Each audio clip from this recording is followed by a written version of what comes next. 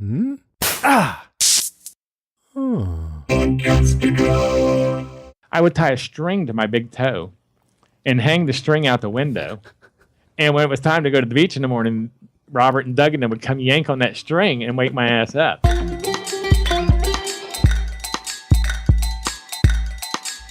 Podcast Junkies, bonus episode, 3-year anniversary. A little late since the show launched in April of 2014, but when I heard this conversation, I knew I had to do something special with it. It's with podcasting veteran and incredible storyteller, and you'll know why in a second, Mr. Gary Leland. I don't want to get too much into any other regular show details, given that it is bonus, but I just want to thank every single person who's ever listened to the show, even if you only listened for a few seconds and you realized it wasn't for you, and you've been a loyal listener from day one, or you've jumped on board recently and you're a passionate super fan. Guys and gals, I cannot tell you how honored I am to continue to be doing this. I never thought I'd really thought about making it this far or even having a 3-year celebration. There's so many stories, so much that has happened. It's crazy. I've actually built a business off of podcasting because I started Podcast Junkies. I've been to several conferences. I've made lifelong friends as guests, as fellow podcasters. The community is amazing. You are all amazing, and I really wanted to do something special. And it was past April, and I was like, oh man, what am I going to do? And then when I wrapped up this interview, I almost knew immediately that it was going to be this. So enjoy this conversation. It's truly an honor, and this is why exactly I do this show, because of moments like this. You'll know what I'm talking about. So without further ado, my 3-year anniversary celebration, my conversation with podcast legend and just all around amazing guy, Gary Leland. So Gary Leland, Hall of Fame podcaster, thank you for joining me on Podcast Junkies. Yeah, glad to be here. Nice to be here. We had a hard time making this work, Harry, but we finally got the time figured out. Yeah, it's interesting because a lot of times, if you're not clear about expectations, then people maybe come and they may not know that there's going to be video, or they may not know how long it's going to be. But every time I do it, I learn a little bit. I learn something else about how I can better communicate to my guests. So when they get here, they're not surprised. I think because the last thing you want is a surprise when you're showing up as a guest on someone's show. Completely agree. Well, it's interesting. I was doing a little research, Gary, and obviously you're on here because I love having in-depth conversations with podcasters, and especially veteran podcasters who've been doing it for as long as you have. But one of the things that struck me is that is really not, it doesn't paint an accurate picture of what you've done in your life. And I just want to go through this short list that I compiled, and I think it'll surprise a lot of people. Sure. But at last check, you are the creator of 26 online stores, 8 mobile apps, 22 informational sites, 6 podcasts, 6 shows on the Fast Pitch Radio Network, 8 video shows, 19 books / publications, and 2 retail stores.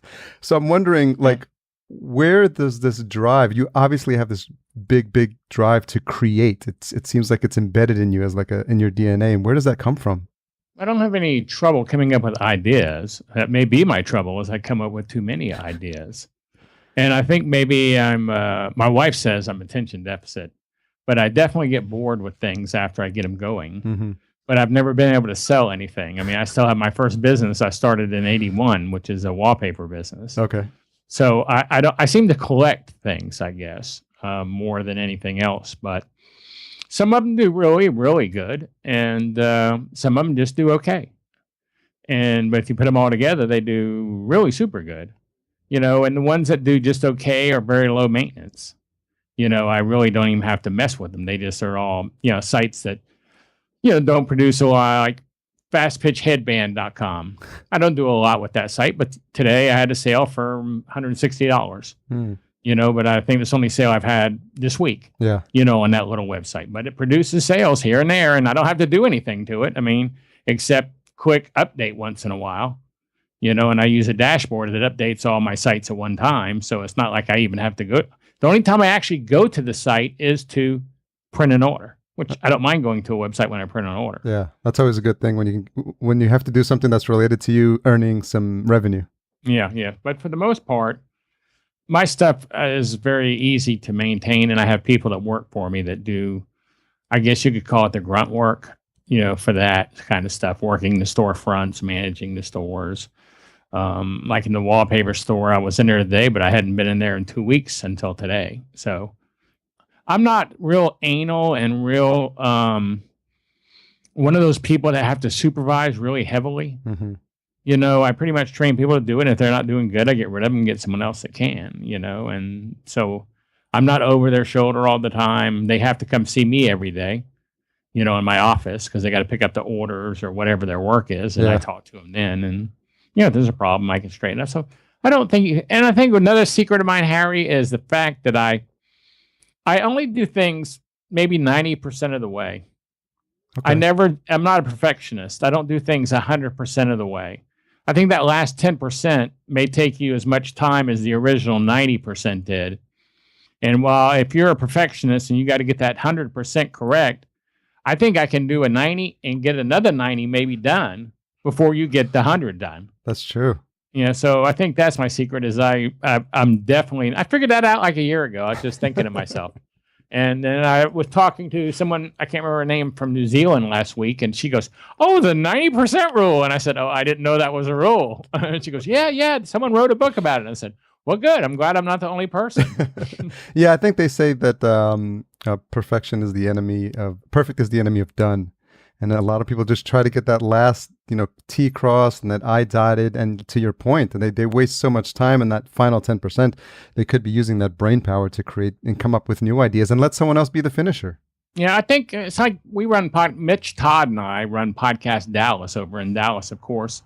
And we've been doing that maybe 3-4 years now. And it's amazing. There are still people there who've been coming for 3 years that you can say to them when you see them, "Hey, have you got that podcast up there?" And you'll go, "I almost got the outro ready. That's all I'm waiting on is to finish that outro." And I'm going, "You don't even need an outro. Get it done." I mean, Yeah. I think the last podcast I started, the Gary Leland show, I didn't have an intro or an outro when I started it. And then about 2 or 3 episodes in, I finally did an intro. And about 5 or 6 shows in, I did an outro.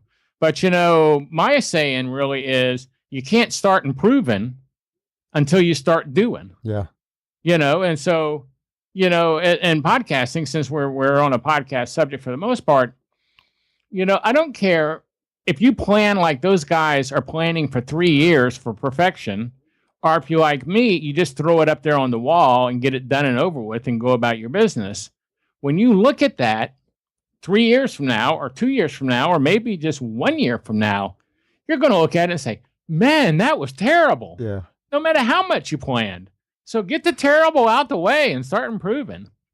Yeah, it was interesting because you said you do have that OCD mentality, but not enough to where it can just paralyze you, and you feel like you probably have this internal register where you know what's enough, to put out into the world. So it's not completely like a crap offering, but enough to people see that you took some time, you put some thought into it, and then it's enough to test the idea.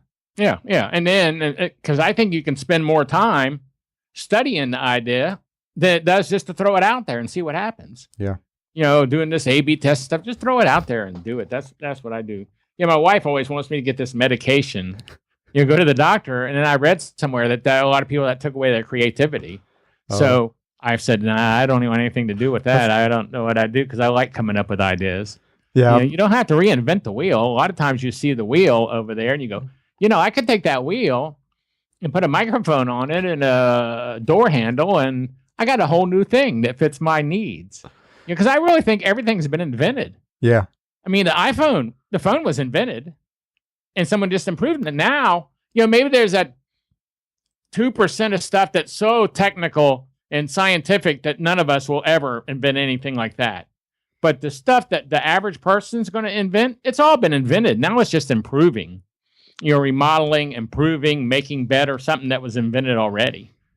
Yeah, I think it's really looking to and having that eye to see that sometimes if you make an incremental improvement in something, it's enough for someone to say, Oh wow! I was wondering to have this one thing and had this other thing added to it, and like you said, it doesn't take a lot, and I think people just really want to be like Mark Zuckerberg, right? And come up with they want to. There's a friend of mine, Paul Colligan.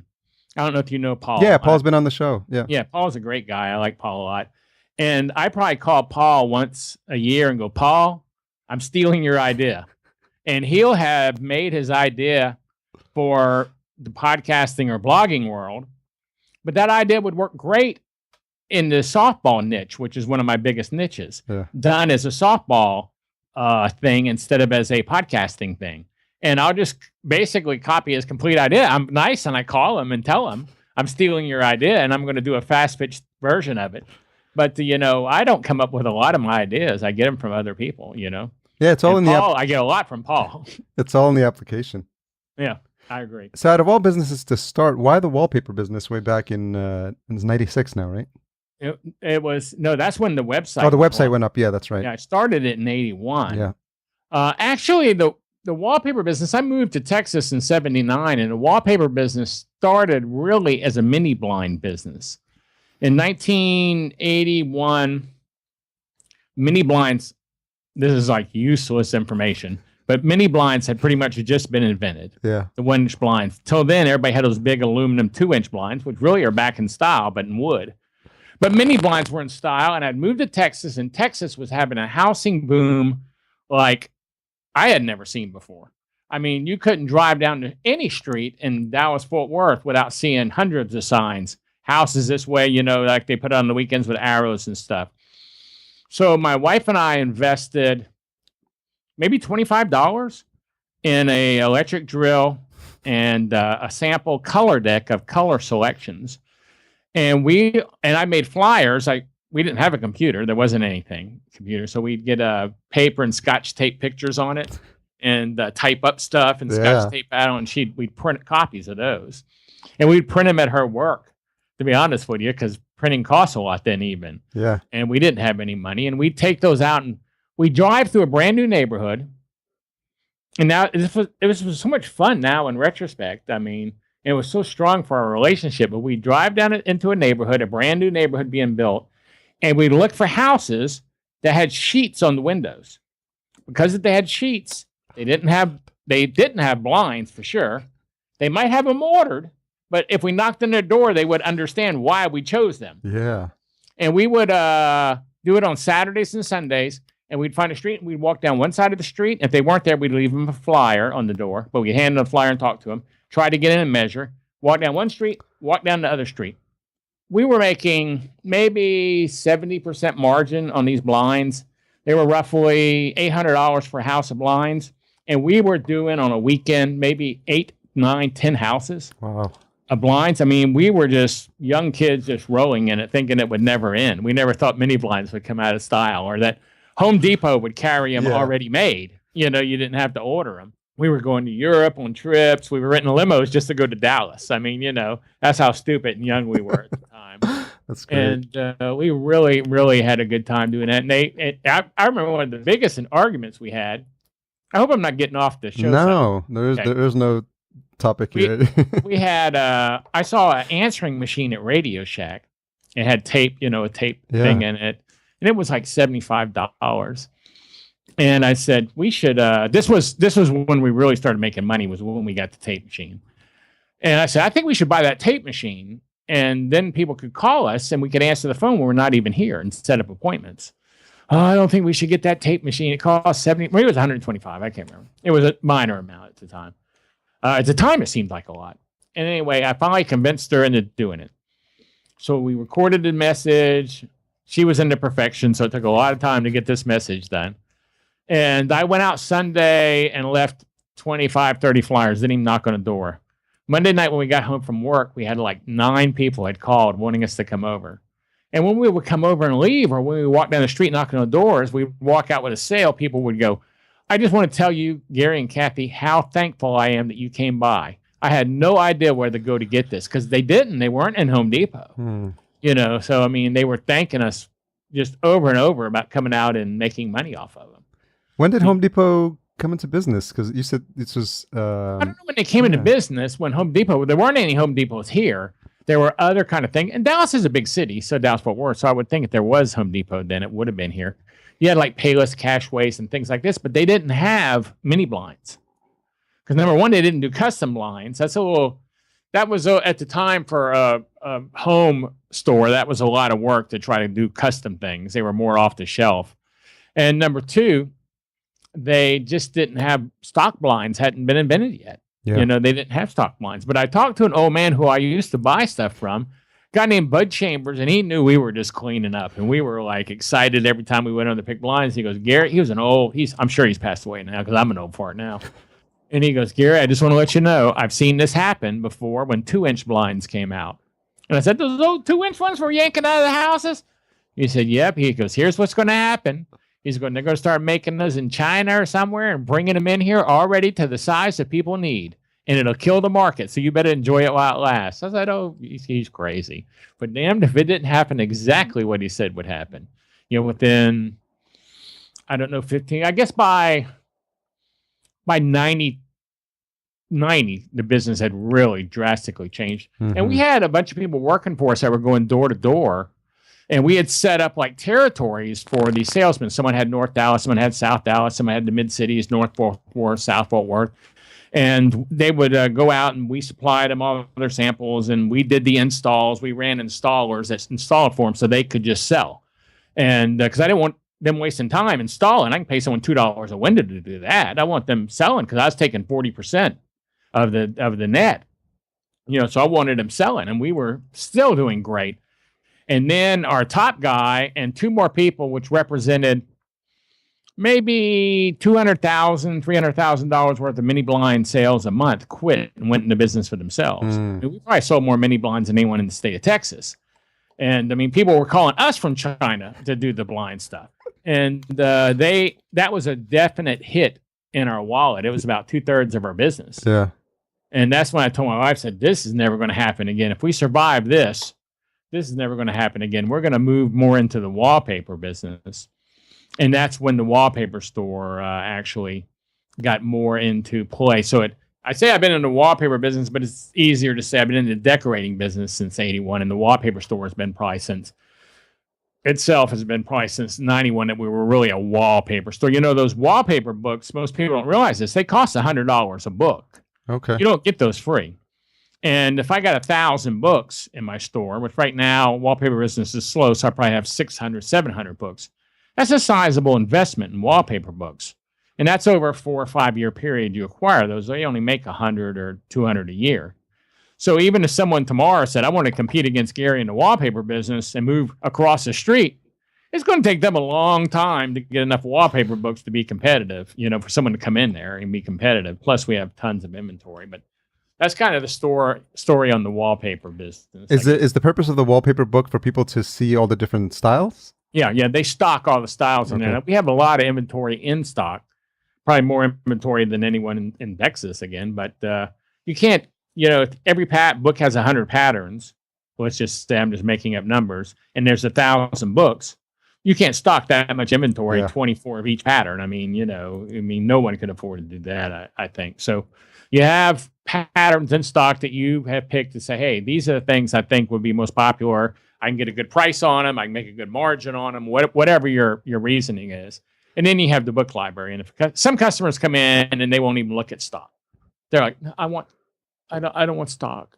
It's the same thing that came out of those books, but for some reason they think that there's something special in those books. I'm curious if are there innovations in something that people think is like simple, like wallpaper, and like over the time you've been doing it, have you seen things that have been innovative? There really has been innovative. Number one is right now in the last few years, they've come out with York Wallpaper has come out with a patent on a new product, which is called Easy Peel or something.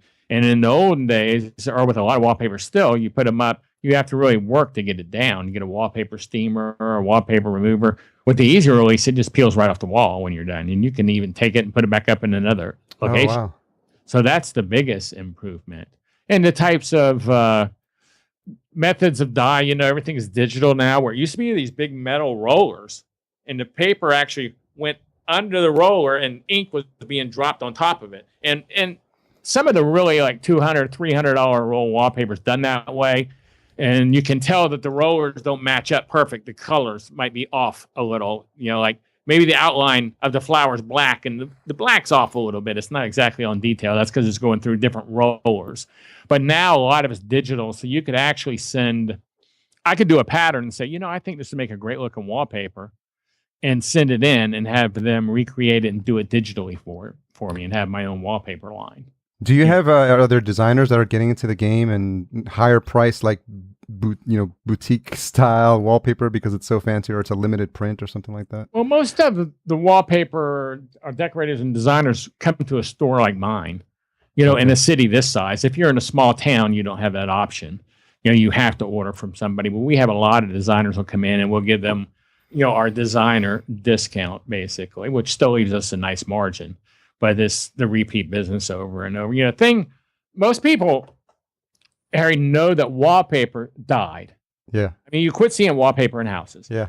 Was in the 90s and 80s, the kitchen was always done. All the bathrooms were done. Maybe the dining room was done. And maybe they did their master bedroom. I mean, you did a lot of wallpaper in house and it disappeared. Most people don't know why it disappeared.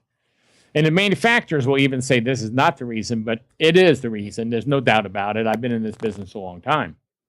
The biggest wallpaper company out there, the one that you had to carry, because if someone came in your door and said, do you have this? You had to say yes, or they would not come in. Mm-hmm. It was a company called Waverly Wall Coverings. And they made these huge, what are obnoxious prints now, but at the time they were so popular. They went into Home Depots and Lowe's, and they were the ones that all the designers and decorators used. They were the cat's meow. They had the market. I don't know why they got so greedy. But they were the first ones to really go into Home Depot and Lowe's type stores. And Lowe's and Home Depots, instead of giving 20% off like we did, started giving 50 to 60% off and working on those low margins. Mm. Well, all of a sudden, interior decorators and designers couldn't make any money. They couldn't make any money off of wallpaper anymore. Yeah. So if you can't make any money and you're making your money on kind of like the float in between what it cost and what you can get for it, you start doing something else. And they all started doing paint. Okay. Because there's no way to know what paint's worth. The fancy paint, the scrolls, the rubs, the faux finishes. Yeah. Those came popular overnight. And that's why, because decorators said, I can't make any money off wallpaper anymore. Home Depot has hoarded out, has made it a commodity. It's no value to it at all. And they started doing paint. And the paint business went through the roof. Everybody started having those kind of paint finishes. All the wallpaper stores in Dallas-Fort Worth, a city of 5 or 6 million people, went out of business except for 3 of us. We're all far away from each other. I'm one of the 3, luckily. But now, Home Depot and Lowe's, guess what? They killed the market so badly, they got out of the wallpaper business. And Waverly went out of business. Wow. Because nobody would buy their stuff anymore except Home Depot and Lowe's. So Waverly went out of the business, the biggest name there is.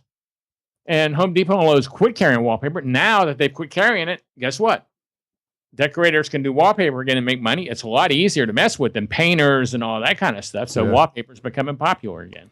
Everything is real popular. Everything is cyclical, right? And there's only 3 competitors in town. If someone even decides tomorrow, it's going to take them 4 or 5 years to be a main competitor.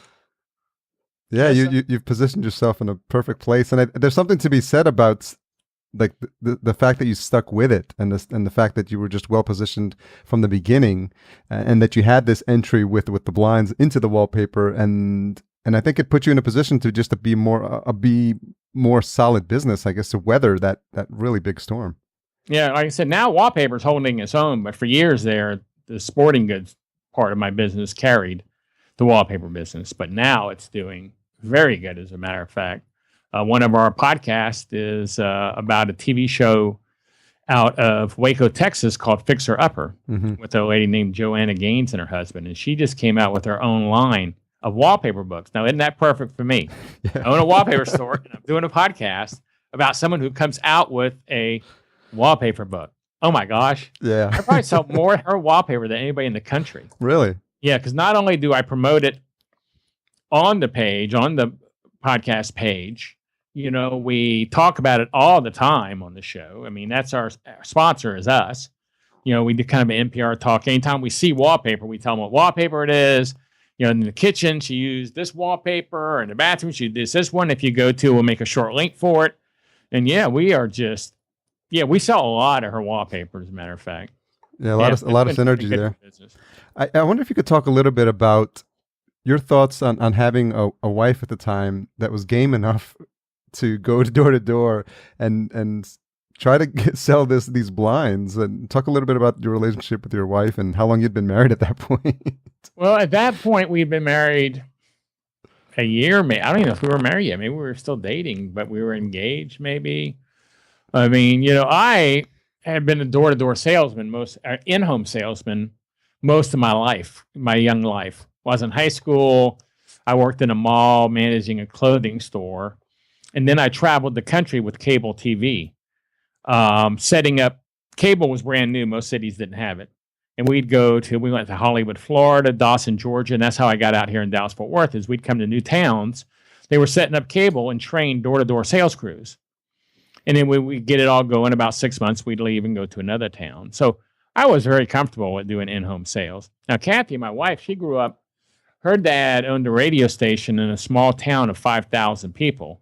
Now, when you're a radio station in a small town of 5,000 people, you're the janitor, you're the advertising salesperson, you're the DJ. Yeah. You're pretty much the guy who goes out to the football games to cover the football games. You're everything. So she grew up in a sales-oriented house with her dad.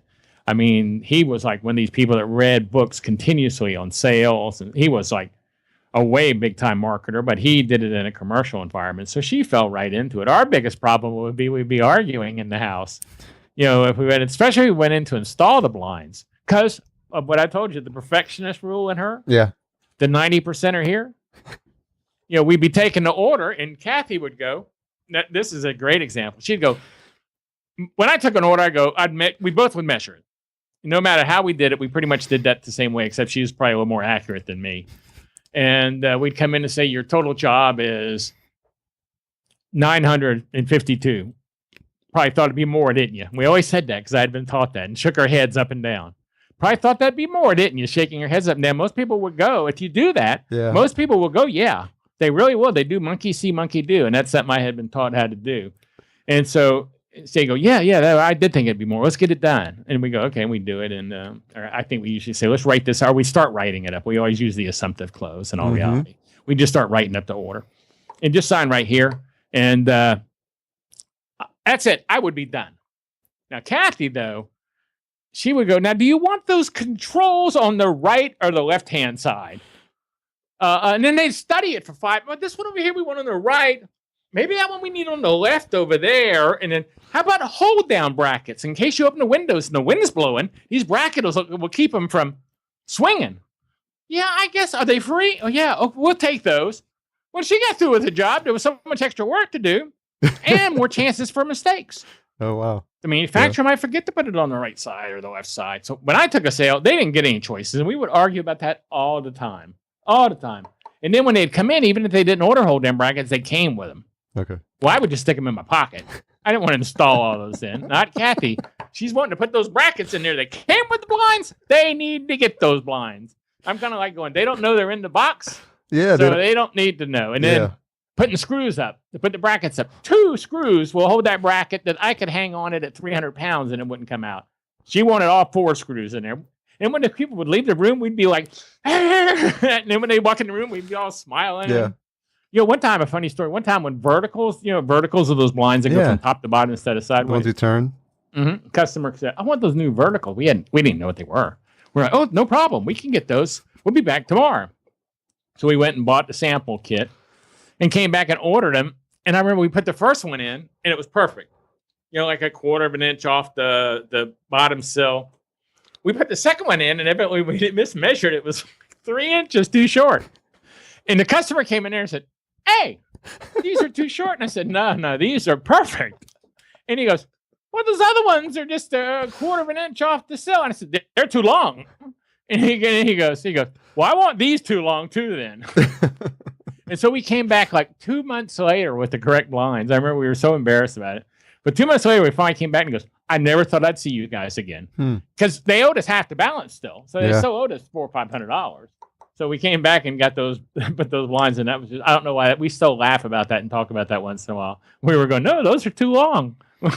Did you have any idea that that's who Kathy was when you first met her, when you were courting her, that she would be that adventurous in that game for what you had in Well, store? yeah, I think I always dated women who were pretty strong. I grew up with I think a strong female model as a mom. She started her own business, and she pretty much was. I always liked strong women. I remember someone I was dating back in South Carolina before I came here. I think I even told him, I said, I like dating you because you can challenge me on a pinball machine, or a video game. I have to really hump to beat you, instead of just like waxing you. And that's why I liked dating that particular girl. I remember telling her that. So yeah, Kathy is definitely able to keep up with me. So I think that's what made me appeal to me. Is she's a strong go-getter, like I said, a little anal, but she's learned to calm down a little bit. And I've learned to also, I probably changed more than she has, to be honest with you. Yeah. But I still do things about 90% of the way. What's something that stands out for you that you've changed that was clear, like clearly a dominant pattern for you earlier on? I used to sit around a lot. I think I used to be one of those people that when I came home, whatever time it was, and it probably was at 5:30, because I worked for a company, I did the blinds part-time at first. I felt like I needed to sit on the couch and watch TV and have a little downtime for some reason. I think I learned that from my dad. My dad was pretty lazy. Now that I'm older and I see the picture better. And I think, and I hear a lot of people that think that way, that I need some downtime. I just need to, rest here for a minute. I just got off work. We've been sitting in the car for probably half an hour coming home, so now I don't really have downtime anymore. I'm pretty much doing stuff. If I'm sitting on the couch watching a TV show, I probably have my laptop in my hand, tweaking the site or doing something. I really don't surf the web very much, like exploring. I do what I have to do. It's kind of a job. It's like Facebook. I really don't get on there and chat. It's a job. Yeah. Stuff like that. Well, the key with Facebook is making sure you unfollow all the friends. You don't have to disconnect from them, but if you unfollow, you don't see their stuff. And if you, I don't read my wall. I don't care what's on my wall. That's the secret. Just don't read your wall. I don't care what's on my wall. Now Kathy, she reads. If she looks at it today at 4 and then tomorrow at 2, she'll go back until she sees everything that was there from 4 o'clock today till 2. I don't even look at the front page at all. That's funny. I mean, I go there and strictly, I have like 450 Facebook groups, maybe 10 pages, and I go there and I have a lot of work to do. It takes me a long time in the morning just to do all the things I have to do on Facebook, as far as promotions. And then we have groups you have to pay to be a member of. Okay. It's like $14.95 to be a member of my group, and if you mess up, I kick you out. It costs $10 to get back in.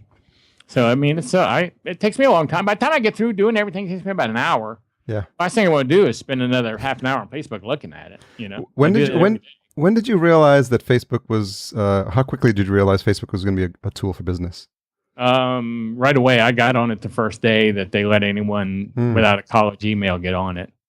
Yeah, so I mean, I was on it the first day. I remember my wife was giving me a hard time. What are you doing on Facebook? That's for kids. I said, no, yes, it is. You're such a pervert, And she was one of those people we couldn't get on. Finally, me and the kids made her a Facebook page, and now we can't get her off of it. That's so funny. Yeah.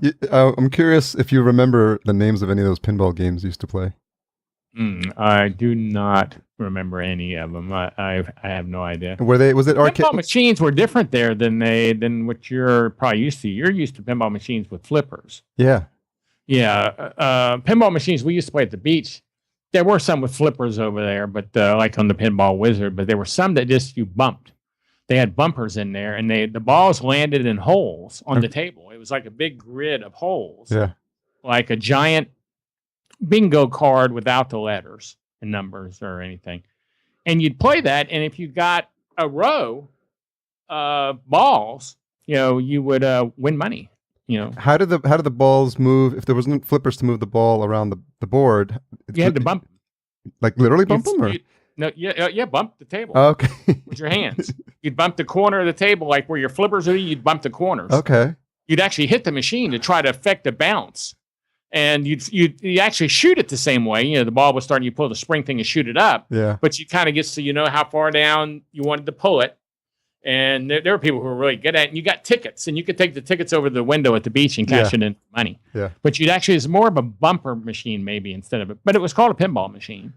Well, maybe that's why everyone when the flippers came out, people were just in the habit of like hitting the machine and trying to still control the ball, even though the flippers were there.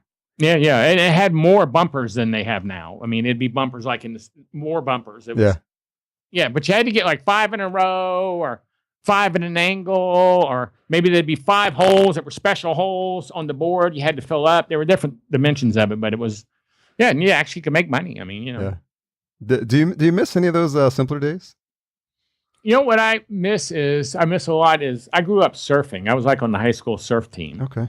And, I grew up out on the ocean on the island. And gosh, I surfed probably from the time I was in 6th grade till I moved to Dallas. I mean, and every day of the year. I mean, it didn't matter. We were out there before school in the morning.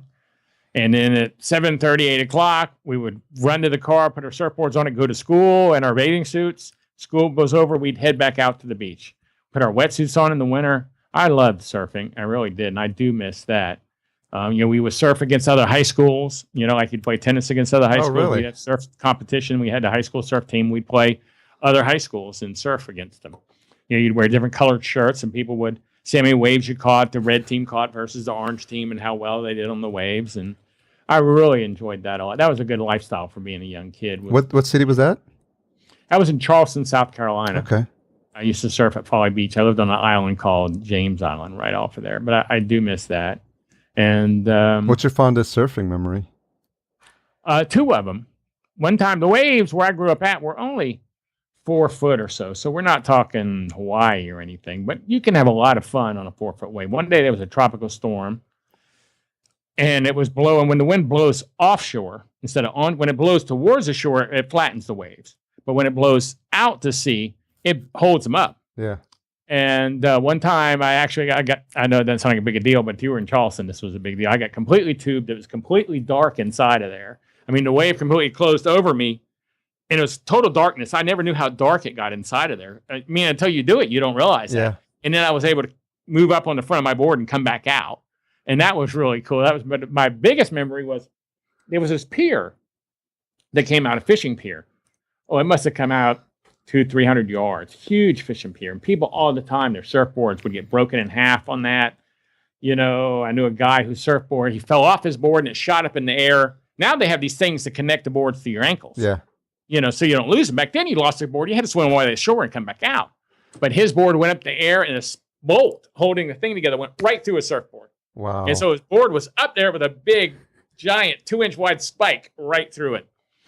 Anyway, I was on if I was looking at the shore, the fishing pier was to the left of me. So the whole time I was surfing, I'm paddling to the right to stay where I'm at because there was a big current that day. So you're just sitting there paddling for hours against the current so you could stay in the same spot. Because if not, you'll be 2 miles down the street. Yeah. And you really get in good shape and big shoulders and you're pretty good. That's why a lot of those guys that surf all the time are in such good shape. They're just sitting there paddling all day long. Anyway, I caught a wave to my left towards the pier and I didn't realize it. And I was just cooking up and down. This thing was high. And I looked and I was about 10 feet in front of the pier. And my choice was to jump off the board and lose my brand new surfboard. I get a new surfboard every year. I traded my old one, buy a new one. They let us pay them $10 a week. Wow. So I could either jump off and hope my surfboard didn't get broken in half. Instead, I stayed on it and went right through the pier. And it was called shooting the pier. No one ever hardly did it. When I got to the shore, it was like I was Adonis to God. All these people ran up going, you shot like I did it on purpose. Gary, I can't believe you shot the pier. Oh my gosh, Gary shot the pier. It was the talk of the beach for the weekend that I shot the pier. Believe me, I wasn't getting up going, I want to shoot that pier. I just didn't want to lose my $160 surfboard. I'd had 2 weeks. Because I would be without a surfboard all summer. I couldn't afford to pay that one off and buy another. So that was my biggest memory. It's so interesting, like all the things that must have been going through your mind, and probably what was like a span of seconds, and you had to make those split seconds. I looked up and I was 10 feet away, and I just got up on my board, and you're moving to left to right, on a wave that size, when, the current was that bad. So between the current, and of course, I picked the wrong way to go. I should usually on something like that, you would try to pick waves going to the right, so you could get further away from the pier. Without having to paddle. When you got off, you might be 30 feet further. But I remember that to that day, and it was funny how everybody thought. And I was just like, oh yeah, someone had to do it.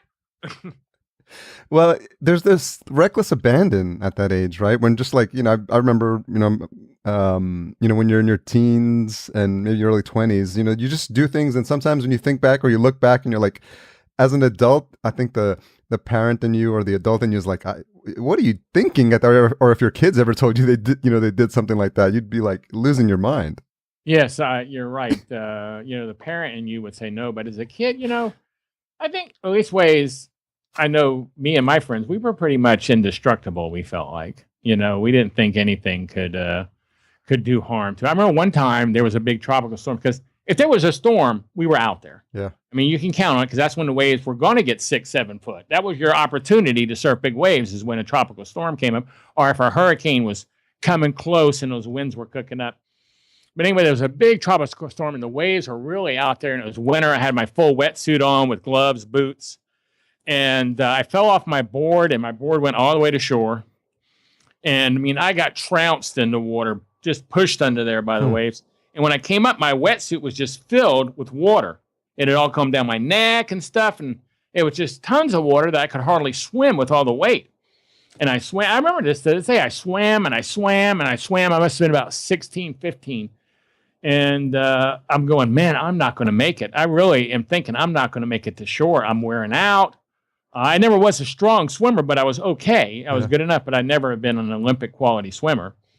And finally, my feet are starting to sink, because I'm getting more worn out. And all of a sudden, I'm like going, oh, my God, I can't believe it. I'm thinking I'm going to drown, and my feet touch bottom. Oh, I'm man. close enough on my feet to touch the ground. And I got up, and water was just shooting out of me everywhere. I took my boots off, and they were pouring out of me. I must have had a couple gallons of water in there. It was kind of a weird situation. Are the new suits like built in a way that they don't allow that to happen anymore? I think they have dry suits now that you could actually wear clothes under there. Oh, wow. And you could get out and your clothes would be okay because they were starting to come out then. Yeah. But then if you wore a wetsuit, it was really more for the wind. It wasn't for the water because the water came in through the stitches pretty much and came in everywhere. So it wasn't for the warmth of the water. You still were going to freeze water-wise, but the water was warmer than the air. Mm-hmm.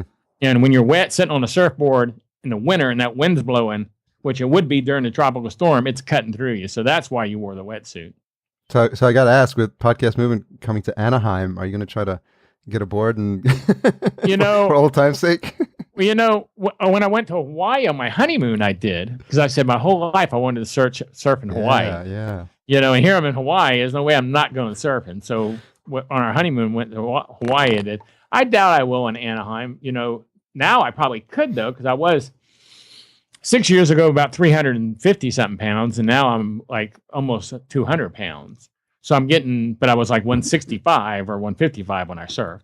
So I'm still was what I would call heavy for surfing, but I'm probably more capable of doing it now than I was at 350 pounds. But I doubt I'll find the time to do that. And I think surfing is one of those things. They say riding a bike, you never get how, but I think if you don't ride a bike, my wife is an example. If she rode a bike as a kid and she didn't ride a bike for 30 something years and she had a hard time riding that bike for the first time, she got it back. Yeah. But she had a hard time when she rode that bike for the first time. I think surfing is more so because of that balance needed. I think I actually would have a hard time, even though I feel I was a really good surfer. Yeah. I'm not gonna say I was a great surfer, but I feel I was I feel like I could hold my own with most people on my beach at least ways. And I think the balance would be an issue for me now, just from not doing it. And I think I'd be worn out, for being out of shape, paddling all the time. Because in the movies, when you see surfers, they're just sitting around most of the time. Yeah. That's not really that realistic. Waiting for the wave. Not if there's good waves. You're going to be, not just sitting around there all the time chatting. One time though, when I was surfing and I was sitting around like that, even though I said that's not realistic, and pretty much I was away from everybody else. Everybody was about 30, 40 feet away from me. I was the only person, maybe 34, maybe 50 feet. I was the only person near me. Nobody was near me. And I'm just sitting on my board, minding my business, looking out towards the ocean for a wave to come. So, when you see a wave come, you start paddling towards shore to catch it. And I turned to the left, and I fell off my surfboard. When I saw it, there was a dolphin. I didn't know what in the heck it was because there wasn't supposed to be anything there. There was a dolphin with his head out the water just sitting there looking at me. Scared the holy bejesus out of me. I turn around, and there's something. You're not expecting anything. And all of a sudden, here's this dolphin just sitting there looking at you. I'm like, holy cow, and then he swam away. But one time we were walking down the beach, and when the tide goes out, sometimes there'll be little gullies, of water that's gotten trapped, because it's not always level, the water going out. And we were walking, at low tide, the waves are not as good as at high tide. When the waves are coming into high tide is when it's the best. When it's going out at low tide, it's not the best. And so we were walking to the beach, and there was like a 9 or 10 foot shark in one of those gullies people were messing with, throwing rocks at and stuff. And we were just out there surfing. And that guy had been in the water. He got trapped in the low tide. Yeah. So there's a lot of weird stories that I spent a lot of time out there. That brings up good memories just talking about it. Yeah, I imagine. Did you find that was something that was, at the time, you probably weren't thinking that it was meditative, but I know I've snowboarded a little, and there's been moments when you like totally zone out and you feel like it's just you out there with nature. And I'm wondering if you had a couple of those moments where you felt like you were at peace. I think anytime we went out there before the sun came up, which we did a lot, and on the East Coast, the sun's coming up on the water. Yeah. So we would get out there before the sun would come up. It's funny, I didn't have an alarm clock. We were kind of poor. And I didn't know we were poor until later in life, until I grew up. But we were pretty poor. I would tie a string to my big toe and hang the string out the window. And when it was time to go to the beach in the morning, Robert and Doug and them would come yank on that string and wake my ass up. And once I got tugged, I got up and out the house really quick. Yeah. Because I think I probably went to bed with my surf trunks on, and I wasn't putting a shirt on, so I was quick to get out to bed, but I would do that. But yeah, we get out there, like I said, most days. If the tide was right, if the tide was coming in, because the tide changes like 1 hour every day. High tide is an hour later every day, I think is how I remember it. So if the tide was coming in, and like if at 7 o'clock it was going to be high tide, yeah, we would get out there at 5:30 to catch that hour and a half before the tide started going back out. And so we would be there in the mornings for that. So yeah, I'm telling you, there's nothing like sitting on the ocean by yourself. Yeah. And it's darkness everywhere and that sun starts coming up. I went to Hawaii and we went to the top of some mountain on Maui. It's like the highest mountain in Maui. It actually goes through like 5 climate changes or something. Wow. It's so tall there. Most people don't think about that. I mean, you need a winter coat up there. I was freezing. Who takes a winter coat to Hawaii, right? And we were just freezing up there. But then the sun comes up, over the ocean. You see it come up over the ocean. Yeah. It's the first place in Hawaii that sees the sun. And it was that same kind of experience, except there were 50 people up there. Mm-hmm. That's not quite the same as sitting in the water. But then I saw Jaws. And they talked about how sharks like eating in the dark. So actually, I don't think I ever night surfed anymore. Okay. Because we would go surfing at night sometimes, and you just have the moonlight. If the moon was bright, we'd go surfing at night. I don't think I surfed anymore after I saw Jaws. Most people forget. I mean, I'm 47, so I believe I saw it in a drive-in, and most people don't realize how much that scared people. Especially, that was like the first movie. Yeah. Night surfing. It was a scary when they thought, she was out there swimming. The first person to get killed is some gal swimming at night, I think. Yeah. Yeah, that's right. That's the opening scene. Yeah, so I quit surfing at night, though, but we still surfed in the morning. You couldn't give that up. What I thought was interesting is they said you grew up poor, but you still, it's like that didn't stop you from having this rich life, with your friends and having fun. And so that the memories, I'm sure you have more of the memories, not to put words in your mouth, but maybe more of the memories of the fun times you had, because you were able to use your imagination and use, nature in this case, but just what you had around you to entertain yourself. Yeah, I had a good childhood. Like I said, I think children, because their knowledge is limited as to what really is going on in the world, even though you, as an adult, if you were in that financial situation, you might be embarrassed if you were associating with someone like from the country club neighborhood. I knew they lived in the country club, but I didn't realize they lived there because they had more money than us. I just thought that was the name of their neighborhood, So, but as an adult, I think you'd have a hard time, and they probably wouldn't want to associate with someone in a economical class lower than theirs. But as kids, you don't realize that. I mean, or we didn't. Maybe some of the kids with money did, but I don't have a feeling that they didn't act that way. But we did a lot of surfing.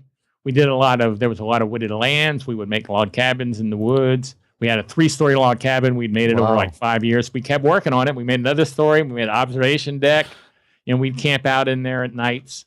We we tried a tree house. Well, we did a tree house in my backyard with our neighbors, and there was one plank that wasn't nailed down, and it was about 10 to 12 feet in the air, and I literally stepped on it, and then I literally flew backwards, almost like a commercial, and I landed thankfully in a pile of leaves, and I lost, my sneaker, and I never told my parents the whole story. Yeah, our log cabin was really tall. Yeah. I mean, I guess it was a true log cabin. I mean, if one day we went back there and someone had destroyed it, but I'm surprised we didn't have. Because the woods were filled with people who go coon hunting at night and stuff. You're not supposed to hunt at night. They coon hunt at night because those animals freeze when the light hits them. Okay. And I'm surprised we never had anyone come because we'd have a fire roaring and we'd be back there raising hell as kids. We had guns, though. We had our guns and our machetes and stuff, so we probably could have defended ourselves pretty good now I think about it. Because I think my wife was asking me the other day, I think I got a BB gun. Maybe in like 4th grade, and by 6th grade, I had a 22, and in 8th grade, I had a 12-gauge shotgun, automatic shotgun. So we were heavily armed kids in the woods there. We were heavily armed. I don't know that a lot of people can say that they grew up with guns and surfboards. Yeah. Guns and surfboards, yeah. Those two really don't go together anymore. But when I grew up, though, we had a gun in every room of the house. Really? And even like the closets had guns. I think if you got... someone came and robbed you and put you in a closet, maybe the thought was, we'll have a gun in there, so they tie us up and put us in the closet, we can get our guns. I don't know. Yeah. We had a gun, and my mom had a gun on her nightstand, and my dad had a gun in his nightstand, and they were all loaded, all the weapons, but we never messed with them. I mean, But I do remember, because we seem to be just talking about stories that are interesting. Yeah. When I was maybe 4, we lived downtown. This is before we moved to the island, down in what's the historic district. Now, my neighbor was Joe Maturo, and we were in my dad's car. He had like this big 54 Pontiac Bonneville, with those big wings in the back like you see on shows. Yeah. And we were messing with his car and looked in his car, and under his seat, he had a gun. I think it was like a Luger. And I don't know why I think that's what kind of gun it was. Like I said, I was only about 4. So we pulled the gun out and we were playing with it. And I'm sure it was loaded if it was my dad's in the seat. And I had the gun in my hands, and me and Joe were playing. I said, we were playing Army. I said, Joe, you better get on your knees and surrender. I'm going to shoot you. And he goes, I'm not doing it. And I tried to pull the trigger because we thought it was a play gun, but the safety was on. Wow. Or it was too hard for me to pull because I was a little kid. So I am very blessed that I didn't kill Joe. I don't know if I've ever told anyone that story. Huh. But Joe ended up dying in high school. Yeah. From something else, not from me. But that was such a weird story when you think about it. I mean, it's one of those cases where, the kid, you read about a kid getting a gun. So I was the second bragging how we never used the guns. But I definitely, at that small age, I didn't know. Later, I don't think my dad had really told me about guns at that time yet, though. But when we moved into the house, since we all were having our guns, we knew what guns were. So maybe that's a lesson of how, if you're going to have guns, you really need to make sure and tell your kids what they do and what's a real gun and what's a play gun. Early on, right? Yeah. If you're going to have them out like under your car seat, like my dad did. Who has a gun under the car seat though? Driving around in the car with a gun under the seat. Times changed. Yeah, our family car when I was in high school was a car called a GTX with a 440 Hemi. I think it was the fastest production car engine ever made. Wow. At the time. And that was our family car. And we would take it to my dad would take it to the drag strips on Friday nights and Saturday nights to race. And he'd win all the time because he had this car. I mean, matter of fact, in the new Fast and Furious, he's driving a GTX. Okay. That old car, that old muscle car he's driving. Yeah. I was like, oh my gosh, that's my family car. When you see this, if you see that movie and you see that car, you're going, that was your family car? That's the coolest family car ever. Yeah, because my son-in-law goes, Gary, didn't you tell me your dad had a GTX? And it was the only car we had. And I said, yeah, that was our family car. Except ours was metallic blue, instead of black like in the movie there. Mine was a orange Ford Pinto. Not as cool as yours. Yeah, my dad, I remember one time coming back from the racetracks. It was late at night, and I must have been 10 or 11. And we lived, like I said, we lived on this island, and went a lot of people on the island. Now it's covered with condos and people. Back then it wasn't. And we pulled up to a red light, and we were just waiting to go because we were going home. And it was on this long strip of wood, and a cop car came up beside us. And the cop car went, vroom, vroom, vroom. And my dad went, vroom, vroom, vroom. And I was sitting over in the passenger seat. We didn't have seatbelts or anything. Yeah, of course not. No. And no airbags, metal dashboards.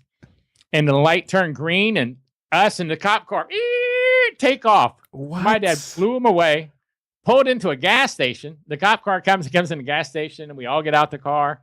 I'm just a kid, and they're talking. What you got under there? They're looking under the hood, God, stuff like that, and then we go home. I remember that experience. that would never happen today. No. Now, when I was in 11th grade, maybe, we decided to get a bottle of tequila, and we were going to go drink this bottle of tequila before the football game. Mm-hmm. And so we would just go up to the liquor store and go, hey, would you buy us a bottle of liquor while you're in there? And people would go, sure. Now, they wouldn't do that nowadays either, probably. And we want a bottle of tequila, and we didn't know how much it cost. We just give him $20, and he'd bring it out and give us some change. And anyway, we went and picked up a couple of people. There were 3 of us in the car, 1 in the front seat, 3 in the back seat, so there was 5 total. And we opened the bottle of tequila, and I took a swig. I handed it to whoever was in the passenger seat, and the cop light went off behind me. I'm like, oh my gosh, get rid of that. And he goes, what do I do with it? I said, I don't know, get rid of it. We'd only had 1 sip, so I get out the car, because back then, you got out the car. Yeah. And you went to the police instead of making the police come to you, because they were a lot more courteous was the thing. Now, if you get out the car, they go, back in your car, sir. They're really... and I guess they've been shot and attacked, and you can understand why, for their safety. Back then, they weren't that worried about their safety. Not that as much stuff happened to him. Anyway, he walks around the car looking at it, and he looks at the ground on the passenger side, looks under the car, and my friend had just thrown the bottle under the car without putting the lid on it, and it's gump, gump, gump, gump, gump, pouring out, and he holds up half a bottle of tequila, and he goes, a tequila, huh? And I said, yes, sir. And he goes, how far from here do you live? I said, I live on the other side of the school. It's about, he knew it was about 3 miles away. He goes, okay, why don't you drive and I'll follow you and let's go home. Oh, man. So he followed me to my house, took me up to my door, and everybody else got out the car because he didn't care about them. They got out the car and went to the football game because I lived across the street from where our destination was. And he goes, rings the doorbell. My mom comes to the door, and there's me and this cop. And he goes, Mrs. Leland, everything's okay. You don't need to worry. But I did catch your son, and held up my bottle of tequila, drinking this bottle of tequila. And I thought you could handle it a lot better than we can. So I wanted to bring him home so you could take care of this. Because I have a feeling that he's a good kid, and you will make sure that he knows better than to do this again. And she was like, oh, you better believe it. So I did not go to the football game that night, needless to say. But back then, and I feel that's a big problem today. Back then, kids could get a second break. Mm-hmm. Yeah, I never got in any really trouble, but that could have been big trouble. And I think I was very lucky when I grew up that you could get in a little trouble. The bottle had been literally open 2 minutes when we got pulled. Yeah. We would have definitely made it to our destination to park the car, because it was 3 miles away. But nowadays, that would probably cost you $10,000 to $30,000. And it wouldn't be any option of the cop giving you a break. No. It just wouldn't happen. Another time I got a brand new car. Remember when Mazda RX-7s first came out? Oh, yeah. They were a hot little car, when they first came out. And I bought one, and I was out here in Texas, and I was driving around, and I came up to this toll bridge. And the toll bridge was 1 lane in each direction, and it went over this lake, and it was just like maybe a quarter mile. When that gate went up, I floored it. I was gone. There was not a car on that bridge. I thought this was the greatest place to wind out that car and see what it'd do. The speedometer of the car, if I remember correctly, only went to 85 or 95 or something. Yeah. So, like when I was a kid, speedometers went to like 140 and 160. Especially with GTX, right? Yeah. So after I drove across the bridge, I backed it down and went through some curves and got on the interstate and took a left and started heading down the street. And I'm driving. I'm a mile or 2 down the road. And there's this cop behind me. I'm like, what in the hell is this cop want? And I get out of the car, and he goes, you must have been in a pretty big hurry back there. I said, what are you talking about? And he goes, on the bridge. I said, you were on the bridge? And he goes, yeah, I was sitting behind you at the light bridge at the, when the thing went up, the gate went up, I was sitting behind you.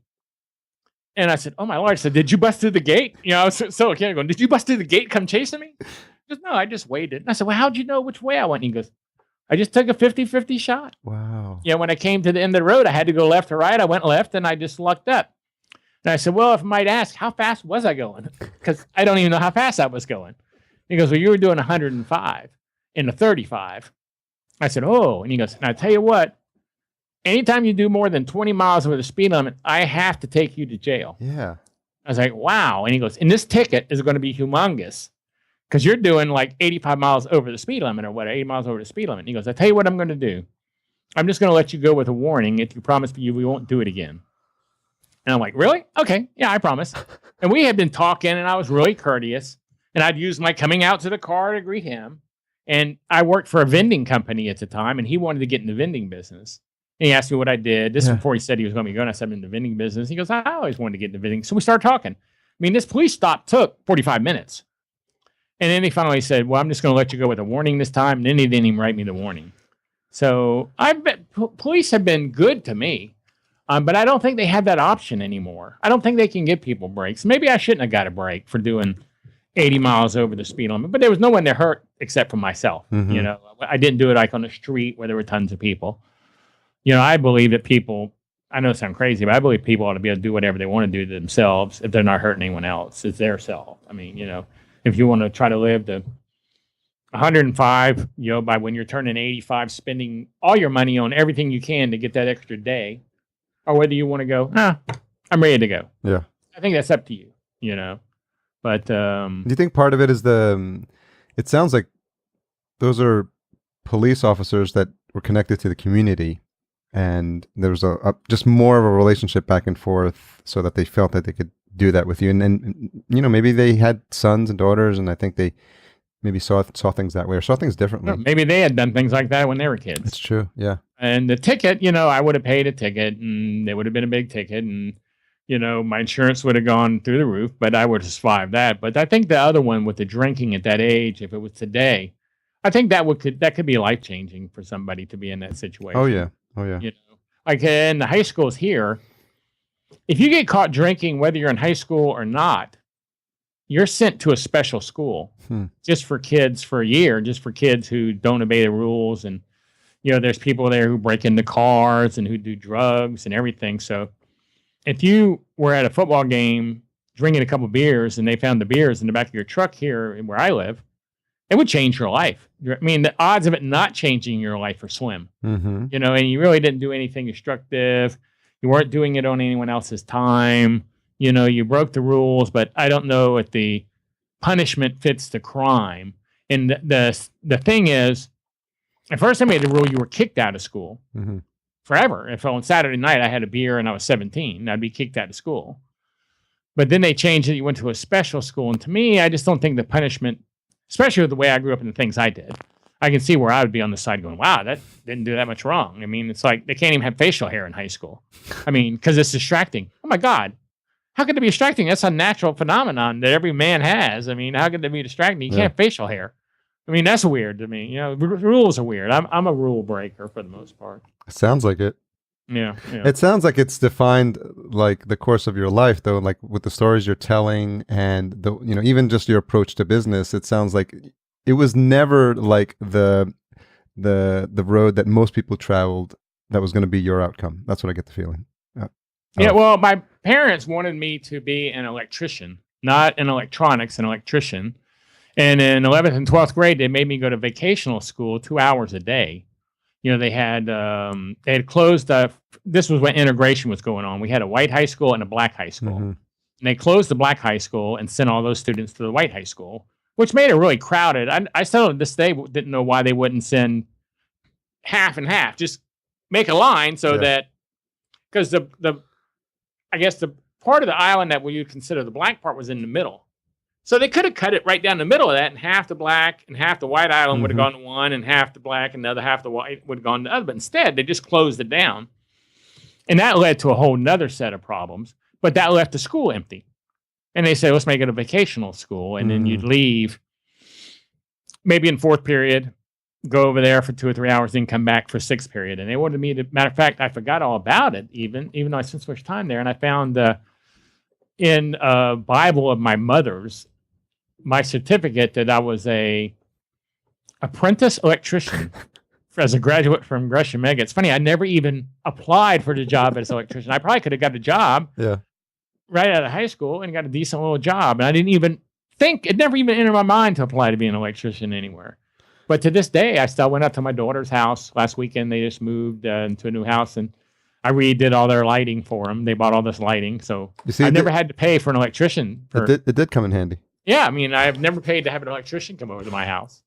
So it has come in handy. But it's funny, that was their goals for me. My dad was a manual laborer, welder, and he never made it above being a first class level welder.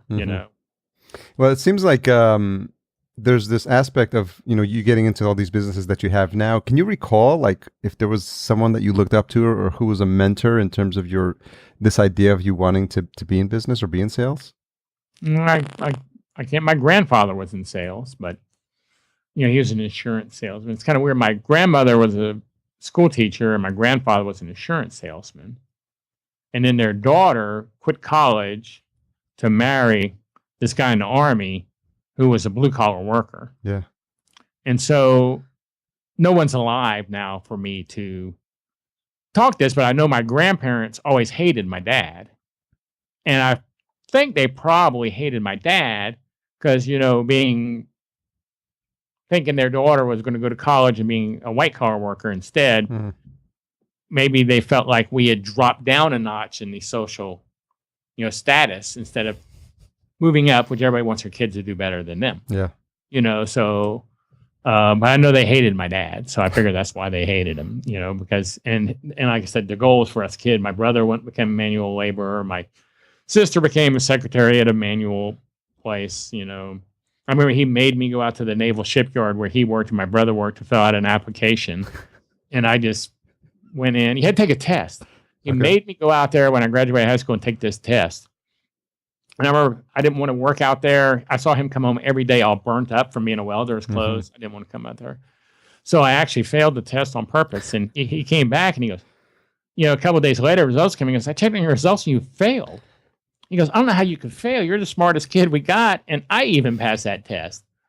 I said, I don't know. It was kind of hard, Dad. And then, but that was the goals for me. If we could get on, that's how they put it. We can get you on there. Yeah. At the shipyard, you'll be doing okay. But that's not what I did my first business probably, though, when I was about, 7th grade. I used to go up to the golf course. I would buy canned sodas for 6 cents, and we didn't have a cooler. I don't know. I know they'd been invented. Maybe we couldn't afford them. I'm not sure. But I would buy canned sodas for 6 cents and put them in a freezer and freeze them overnight. And I'd have a loss of ones that busted open, like 2 or 3 cans. But now I'm going, why didn't I have a cooler? But then I might have had to buy ice, so that'd been another step. Yeah, more complicated. So then I would take those Cokes out to the golf course and go out to like the 16th hole, which was the furthest away from the clubhouse of any of the holes. And I'd sit there and sell them for $0.25. And I'd run out every time I went out there. Every Saturday and Sunday, I'd run out. So that was my first job. And then I was bored out there, so I brought a friend.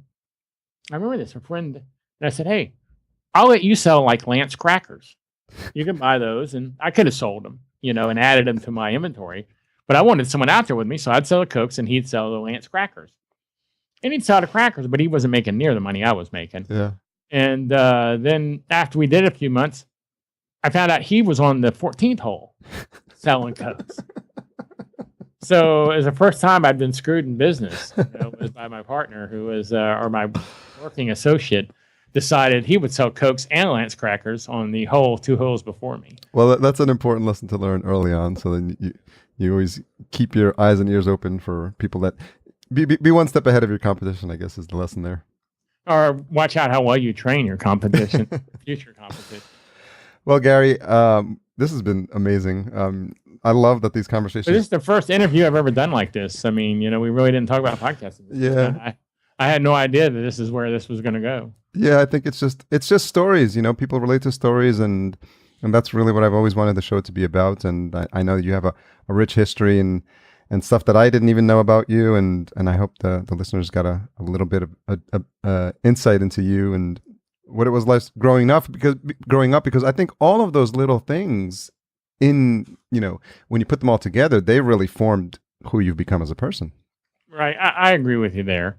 And even though I was wild, I'm not very wild anymore. I did make it to 62, and hopefully I'll make it further. But I still believe it's easier to ask for forgiveness than it is for permission. Yeah. So I do walk that side of the fence a lot. I will bend the rules as much as possible, but I don't ever break them. And if someone says, "Hey, you broke the rules," I go, "Oh, well, I won't break them again." Yeah. But I will bend the rules. I will test the rules. I can be honest and say that. Yeah, the rules will be tested by me if I'm at something and they say, "Here's the rules." So. But I win at a lot of games when we play board games because I bend the rules, I think. That's something to keep in mind. Maybe we'll get a board game night going at Podcast Movement. Yeah. I used to play a lot of board games. What's your favorite? They used to call me Milton because I used to win. So, I used to play chess. I started playing chess in like 3rd grade. Really? And I picked up on chess really quickly. My dad brought it home. He didn't. He never had a shot because I picked up on it so much faster than him. And I played men in the neighborhood and I'd beat them by 4th grade. I was beating about everyone in high school. I was president of the chess club and I even played Bobby Fischer in chess. Really?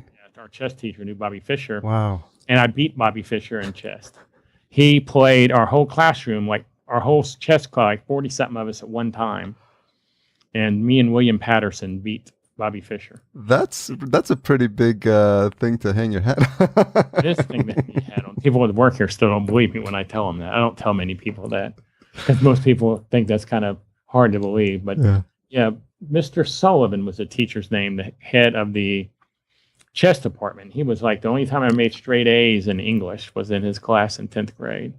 But I don't think Bobby Fischer was the big name he became. I don't think he was the world champion yet at the time, but he was definitely a great chess player. And he was in South Carolina speaking or something. And I think Mr. Sullivan went to the event and talked him into coming and playing the chess club after school, But it was the room, all the desks were in a big giant circle.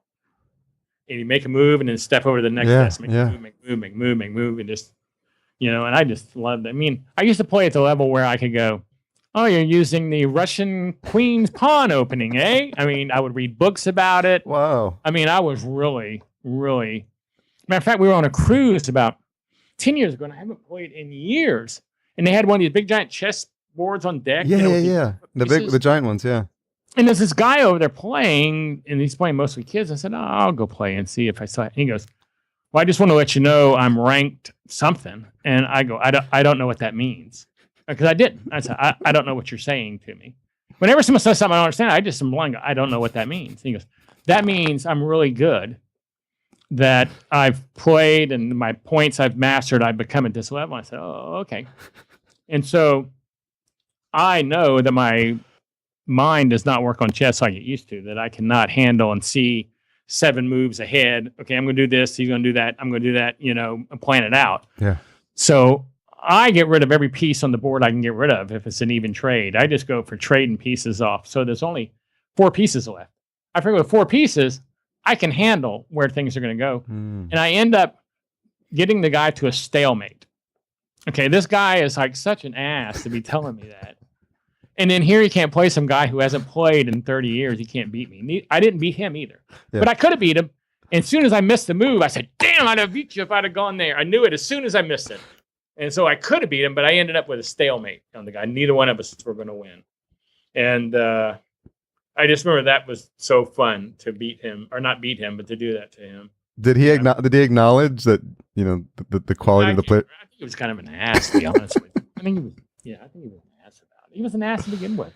Yeah. Who does that? Someone comes and challenges you in a game. Was that his mental plan that he could break me mentally? I mean, I think he must have been lying, and he wasn't all that, whatever he said he was, because here I'm a guy who hadn't played in 30 years. Yeah. And he was stupid enough to let me just take all those men.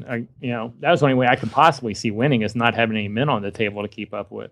That's his ego at that point, trying to mentally influence you right before you even start playing. Yeah, I guess. But that was a funny chess story to me. But yeah. Seems like you probably got another 20 or 30 stories like that. I've done a lot. I snuck into the World Series when it was in New York. I snuck into the Super Bowl, and Super Bowl 20 was in Chicago. Okay. I snuck into the party with the Chicago Bears after they won the Super Bowl. Really? My friend and I in the party. I've done a lot of crazy things. Oh, man. I snuck into after the World Series. We went to the diamond room, and in the room is Mickey Mantle, Tommy Lasorda, all these people we're hanging out with in Wow. this party snuck into. So, but things were different back then. Yeah. You could sneak into stuff like that. You could do stuff. Snuck into the final game of the Final Four. That used to be me and my friend Mark Angeli's thing, is we would like to sneak into sporting events. That's almost impossible now. Yeah, well, you still can do it. Like, for instance, at the Final Four, this was years ago, but this would still work. But yeah, our web method would work totally. You just walk up to, like, World Series. Tickets were $35 back then to the World Series. And we just put a $50 bill in our hand and walk up. And the first person we walked up to, the first ticket taker, took it. Made like he tore it in half. And made like he handed us a receipt. Mark walked behind me, did the same thing. Next night, we found another ticket taker because that one wasn't working. First ticket taker did it again. Final Four. That's how we got in the Final Four. You just walk with that bill prominently. Yeah, just hand it to him like you're taking a ticket. And usually, I think if you got an old guy that he's been there long enough to know. Yeah. So I think you can still get in that way anywhere. You just got to do, ticket value is 35, so 50 was way over ticket value. But if you hand them money, most people are going, wow. And some people go, wait a second. A young kid would. But an older guy's going to go, wow, I just made $100. Yeah, that's cool. Yeah. So they'll let you in. Finding a seat's a different story, but you can get in. We're getting all sorts of wisdom, and I want someone maybe to try that and report back and see if that's. I wouldn't understand. I can't see why that wouldn't work. We bought tickets to the Rolling Stones one time at Cotton Bowl, and the guy said, "Oh, they're great tickets," and it was dark. We got in there. We bought them. Didn't spend a lot of money on my wife and I. They were terrible seats. We thought they were on the floor. We went to the floor, and he goes, "Oh no, your tickets aren't on the floor. They're way back there in the end zone." I said, "Gosh," I said, "I'll give you $20 if you let us on the floor." The guy goes, "Okay." Wow. So I put $20 out and he let us on the floor. People like money. Yeah. And sometimes it doesn't have to be a lot of money. Yeah. And I remember he goes, "I thought it was $20 a piece." And I said, "No, I never said that." He goes, "Oh, okay." So. Yeah, they won't push you on it. Yeah. So, and then on the floor, no one was in their seats. Yeah. So, but like I said, it's a matter of finding the person you think will do it. If you go up to a young kid, they probably aren't going to do it because they're scared they're going to get in trouble. Yeah. By the time they're a seasoned pro and they've been doing it a while, they know nobody's going to catch them, and they've probably done it before. At the end of the day, it's almost like no harm, no foul. I mean, the venue's not losing money. This person's making money. I mean, you're there because you're a fan. You're going to buy stuff there, food and drinks. And it's just like, Yeah, that's how I look at it. There are people who would have another side of that, I'm sure. Yeah. But that it's not fair. There's a lot of people worried about things being fair. I believe in Abraham Lincoln's saying is the things that are left to he who wait were left by those who hustled. I think that's not exactly, but that's really the gist of it. And I'm pretty close. I think that's a great saying. If you wait around for it, you're just going to get what the people who hustled left behind for you. Because there are always going to be people who hustle. That's so There's true. Always people who don't hustle. That's so true. And so the government can't take care of everybody. So the people who hustle are going to get their fair share. Well, I think that's a pretty good bow to put on this on this conversation, because it almost encapsulates like the way you've lived your life and how you've made opportunities for yourself as opposed to waiting for someone to hand them to you. But when you get down to it, I just like making stuff and creating stuff. I really do. I used to want to be an artist when I grew up. I took 4 years of art, and that didn't pan out. I never knew. And people kept saying, "What are you going to do when people don't want mini blinds anymore?" I said, "I don't know. I'll figure something out." And I my wife and I were talking last week about how many times I've reinvented the business. Something starts dying out, I've reinvented it to make more money. Yeah. Like the mini blinds died, I did wallpaper. Then I got into the only reason wallpaper is still in business is because we were on the internet, one of the first wallpaper stores on the internet. And we would have been one of those stores that closed. So I think that's a key thing is you've got to be able to see the bigger picture and know how to make changes, stay in business. And it's like right now, the stores that didn't get on the internet went out of business. Mm-hmm. I think the stores that don't learn how to use social will go out of business. Yep. That's happening now. There are stores learning how to use Facebook Live, social, that are growing, and there are stores that are going, "I'm not a member of that. I know there's a billion people on there, but I just don't think that's very much on there." It's not for me. Yeah. Yeah, they're the ones that are going to. That's what I always say when someone says, "I don't have an account yet." I said, "Yeah, there's only a billion people on there. It must not be too good." Like you said, they either have to participate or they'll be left behind. Yeah, and I think that's the generation, or not generation, but the next big left behinds are the people who were not able to comprehend and understand social, whether it's Facebook or whatever. Just Facebook's a big part of it. Yeah. So as far as getting to your people. Yeah. Well, I'm looking forward to catching up with you again in Anaheim. It was I enjoyed this. A pleasure seeing you in Podfest, and I think when people first hear your name in the podcasting community, they have a certain mindset about you being you're a pioneer in podcasting, but I think you became a pioneer there because you saw early on the opportunities, and it just speaks to what you've done throughout your whole life, like looked for opportunities, and just podcasting was another venue or another channel that you saw the potential for early on. Right. And I've always tried to be pretty upfront. Not, some people are embarrassed to tell stories about like how they snuck into places or how they would have got caught drinking. Yeah, I don't think you can be embarrassed about what you did in life. I mean, that's who you are. You don't necessarily do that anymore. I don't drink and drive. Yeah. But I did drink and drive when I was 16 one time. But that doesn't mean that someone's bad. So I think if people can accept themselves, their present and past, no matter how bad their past is, it's like I truly believe that if you go to jail, when you get out of jail, you should get a fresh start. You served your time. Yes. I'm a real big believer in that. Yes. Not that I do anything with cons or ex-cons, but I believe that when I see someone telling me, oh, this guy did this, I'm going, that has not that much to do with it. He served his time for drinking and driving. This is for something completely different. He paid his dues. Yeah, he's paid his dues. He should be able to get a job. I'm real big in that. So I think people should be able to accept what they are and not have to hide what they are, what they did, or be embarrassed about what they did. I'm pretty straightforward on what I do. My wife has a heart attack because of things I tell people. She goes, I can't believe you tell someone that. I'm going, why? That's part of who I am. I mean, it's not like I'm doing it now. Well, I'm sure she'll enjoy listening to this episode. She might learn some things she didn't know. I don't think she knows about the drinking and driving. Well, I'm happy to be a little time capsule in your life. I enjoyed this. This was a nice conversation. I enjoyed it. I've never refused to be on an interview because I think that's the best marketing there is. Yeah. I mean, bar none. I wrote a big blog post a couple of months about it.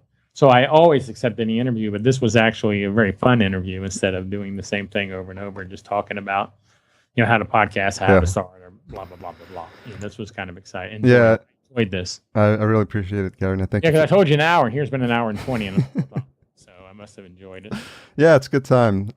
It's just stories. It takes us back. It's the most human thing you can think of, even going back to the cavemen. It's like around the campfire. I mean, that's literally where the stories start. Yeah. So again, I appreciate you. And if folks want to continue the storytelling with you or engage with you, what's the best place for folks to track you down online? Go to GaryLeland.com. Okay. I do a lot of posts about what's happening with me there. Usually every post I make on my blog is about something I'm doing marketing wise or something that's happening to me. It's not really about like the stories like we just told, but it's more personal things that I'm doing, through marketing. Like I've been trying to get Home and Garden TV to notice me. Yeah. So I did a lot of blog posts on that, which has been working very well. So it's just things that are affecting me, but they may be examples that you can use, to do something for yourself. You do what I do with Paul and say, hey, I could take the idea. Yeah. Very cool. Well, we'll send people that way. We'll have a lot of links in the show notes. And again, thank you again, Gary. I think it's always interesting because the whole point of the show has been to tell the story of the person behind the microphone, because to your point, you've probably said almost everything you'd want to say about your history in podcasting. But there's other stuff that rounds out people and makes them more human. And I think that's a lot of what we covered today. Yeah, I enjoyed it completely. Thanks for your time. Thank you for having me on. So not much else to say there. Just that, what an amazing conversation. Again, there was we did a video Skype, so I'm just sitting there watching, like my mouth is open and reacting, and you can see that he's getting into it. And part of it, when the sound is low, is him stepping back, relaxing, and sharing stories that he hasn't shared before. So it's everything a podcaster could dream about, and I'm just so honored that he came on board. Stay tuned next week. We are back on track with episode 129, Lee Silverstein, another amazing human being doing great things with his podcast. Again, we another conversation from Podfest. So that's coming up. We're back on track, but I just wanted to have this opportunity to sort of celebrate wins, which is something we don't tend to do a lot of. I know I tend to overlook them, and I didn't want to do it this time. So again, thank you. I know I said a lot in the intro, but just again, from the bottom of my heart, thank you for listening. Thank you for continuing to listen. And I'm honored to have you as part of the Podcast Junkies family. If you haven't already joined us at Podcast Junkies on Facebook, my group just for listeners of the show. And not a place to spam stuff. Just saying. Love you guys.